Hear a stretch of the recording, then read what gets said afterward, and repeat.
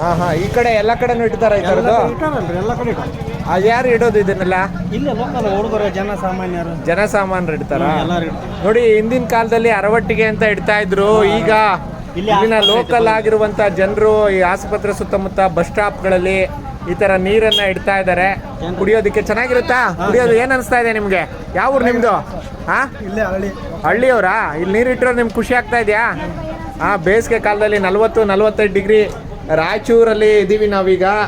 ನೋಡಿ, ಒಳ್ಳೆಯ ಫಿಲ್ಟರ್ ನೀರನ್ನು ತಂದ್ಬಿಟ್ಟು ಇಲ್ಲಿನ ಜನರು ಇಡ್ತಾ ಇದ್ದಾರೆ. ತಾತವ್ರೆ, ಹೆಂಗಿದೆ ನೀರು?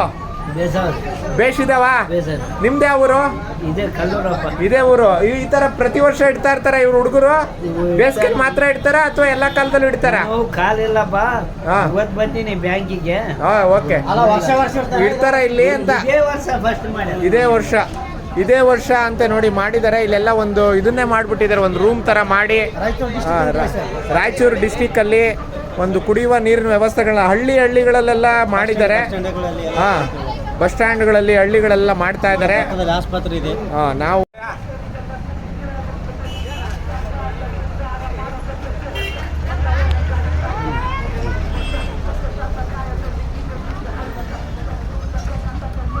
ನೀರು ಕೂಡ ಚೆನ್ನಾಗಿದೆ.